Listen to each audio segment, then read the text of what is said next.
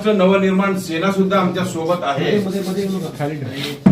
त्यांना सुद्धा आम्ही या आघाडीमध्ये घेऊन ही आघाडी लढवण्याचा एकमतानं निर्धार आम्ही व्यक्त करतोय। आणि या जागा आहेत काँग्रेस पक्ष 45, शिवसेना उद्धव बाळासाहेब ठाकरे पक्ष 30, राष्ट्रवादी काँग्रेस पार्टी शरदचंद्र पवार 20, मार्क्सवादी कम्युनिस्ट पक्ष 7, अशा पद्धतीनं 102 जागांचा हा आमचा फॉर्म्युला येत्या या निवडणुकीमध्ये निश्चितपणे आम्ही सर्वजण एकजुटीनं भारतीय जनता पार्टीचा पराभव करणार आणि सोलापूरला एक नवी दिशा, एक नवीन तंत्र घेऊन आम्ही सोलापूरच्या विकासासाठी आम्ही सर्वजण सज्ज आहोत। यासाठी मला माझ्या पक्षाच्या वतीनं आदरणीय पक्षप्रमुख श्री उद्धव बाळासाहेब ठाकरे यांच्या वतीनं मी या सर्व मित्र पक्षांचं मी आभार मानतो आणि आम्ही सर्वजण मिळून निश्चितपणे सर्व पक्षाच्या नेत्यांना एकत्र करून, कार्यकर्त्यांना एकत्र करून आम्ही ही निवडणूक जिंकणार आहोत। त्यासाठी पत्रकार बांधवांनी आम्हाला सहकार्य करावं।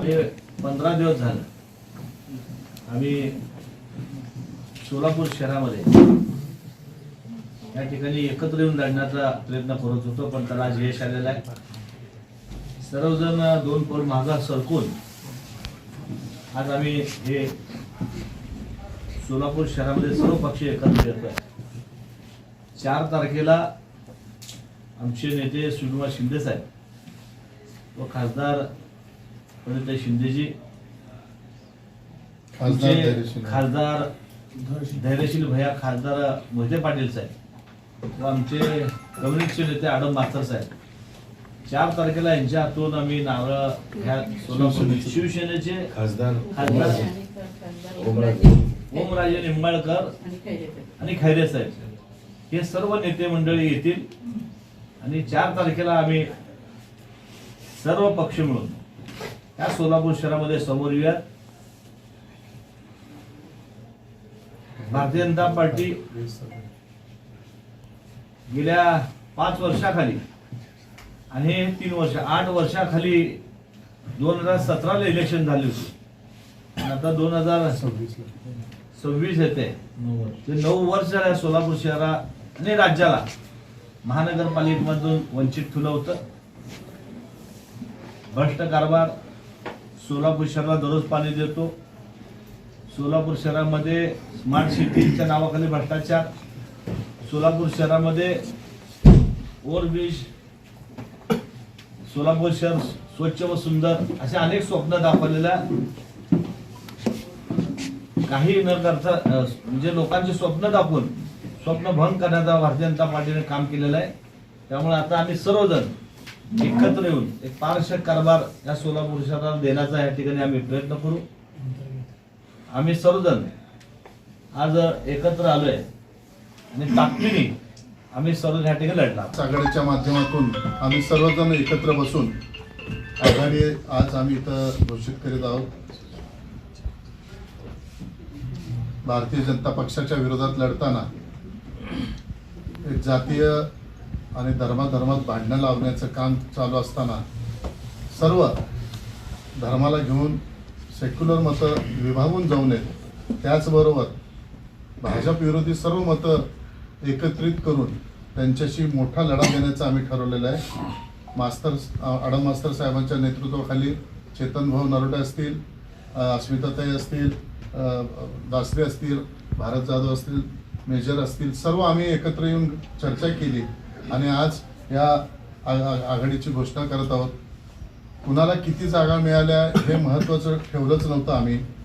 आम्ही असं ठरवलं होतं की जे निवडून येतात आणि वाद होणार नाही अशा अनुषंगाने आम्ही सगळ्यांनी आत्ताच दासरे साहेबांनी सांगितल्याप्रमाणे सगळेजण 2-2 पावलं मागे येऊन कुठलाही हटवाद न करता हे आम्ही आघाडी केलेली आहे आणि हे आघाडीला निश्चितपणे चांगलं यश मिळेल। संपूर्ण महाविकास आघाडीच्या वतीने ही पत्रकार परिषद घेताना आम्हाला अतिशय आनंद होत आहे।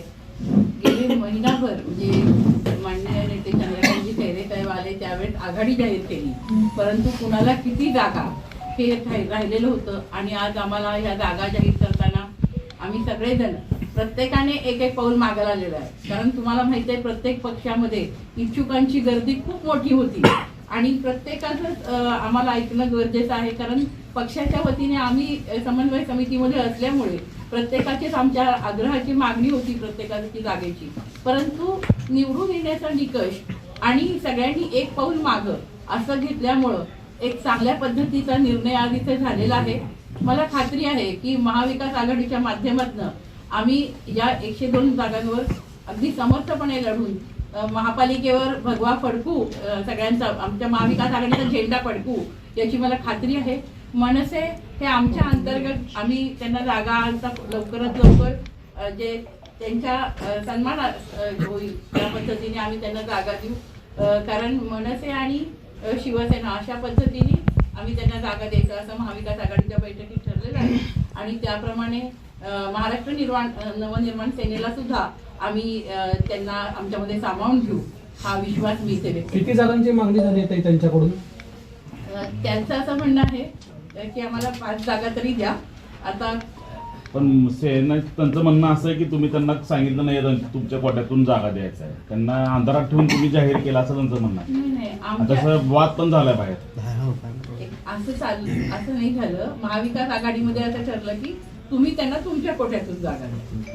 पण हीच गोष्ट त्यांना कळलं नाही, सांगितलं नाही तुम्ही, त्यांचं म्हणणं असं आहे. स्पष्ट केलेलं होतं त्यांना. रात्री सरांनी पण बोलले होते, आम्ही बोललो होतो सगळं. आता महेंद्रकरांनी बाहेर सांगितले आम्हाला तुम्ही तुमच्या कोट्यात जागा देणार, आम्हाला सांगितलं नाही तुम्ही, आम्हाला न सांगतो तुम्ही जाहीर कसं काय करता? नाही ते आता आम्ही त्यांचा अंतर्गत प्रश्न आहे ना, हा आमचा आणि त्यांचा विषय आहे. आम्ही तो त्यांच्याशी बोलू. कारण शिवसेनेचा पण अंतर्गत वाद झालाय मगाशी बाहेर काही जागांवर धाराशिव भैयांनी प्रत्येक पक्षात झालाय. प्रश्नोत्तर केला रात्री. आघाडी करायचं म्हटलं ना तर सगळ्याच पक्षाला 2 पावलं मागे आणि यायला आमच्याकडे लागतात. इच्छुकांची संख्या मोठी असल्यामुळं हा. आम्हाला इथं ह्या जागा कुठल्या सोडवून घ्यायच्या, ज्या सोडवलेल्या आहेत त्या अजून आम्हाला का नाही. प्रत्येक शिवसैनिक आम्ही त्यांना त्याचा हक्क आहे शिवसैनिकांचा, ते भांडतात, बरोबर आहे. आम्ही सुद्धा शिवसैनिकांसाठीच हे सगळं केलेलं आहे. आणि घर म्हटल्यावर भांड्याला लागणार, तो आमचा अंतर्गत आहे विषय. आणि प्रत्येक पक्षाचाच असं राहणार आहे, पण ते आमचा आम्ही अंतर्गत सोडू, आम्हाला विश्वास आहे.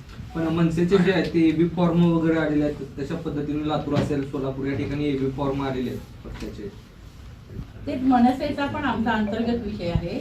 आम्ही त्यांच्या जिल्हाध्यक्षांना, शहराध्यक्षांना सगळ्यांना बोलवून तो सोडू आणि तो आम्ही नक्की सोडू. आम्ही तुम्हाला सांगू. हा, त्यांचा सन्मान ठेवून आम्ही तुम्हाला सांगू. मात्र आपण वंचित बहुजन आघाडीने आम आदमी पक्षाला देखील सोबत येण्याचं आवाहन केलं होतं, त्यांच्याकडनं काही प्रतिसाद मिळाला का आणि त्यांनी काय सोबत येण्याचं नाकारलंय की काय झालंय?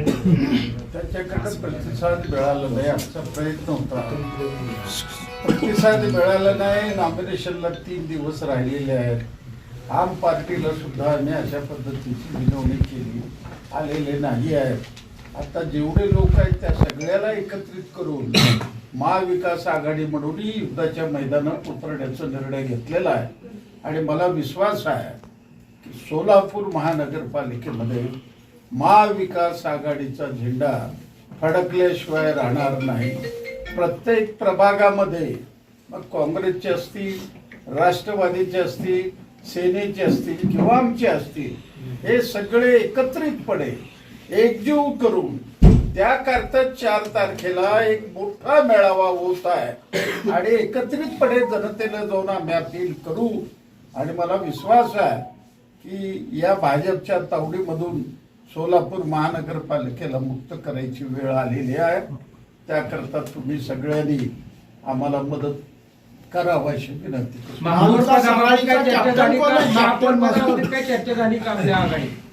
अगोदर सत्ता येऊ द्या. बाल जन्माला आलं नाही, पाळण्यात कधी घालता, नाव काय ठेवता, म्हणजे काय उत्तर देऊ मी तुम्हाला. सत्ता येऊ द्या. जसं आम्ही 102 जागेचं बरोबर आम्ही वाटाघाटी केलं, एकदा सत्ता येऊ द्या, मग नंतर बघूया सगळ्या गोष्टी. पहिल्यांदा बघत आहे आणि अशी आघाडी सोलापुरामध्ये पहिल्यांदा झालेले अभिमानाने तुम्हाला मी सांगतो. 8 तारखेला जे महाविकास आघाडीचा मेळावा होणार आहे त्यात सगळे चेहरे तुम्हाला दिसतील.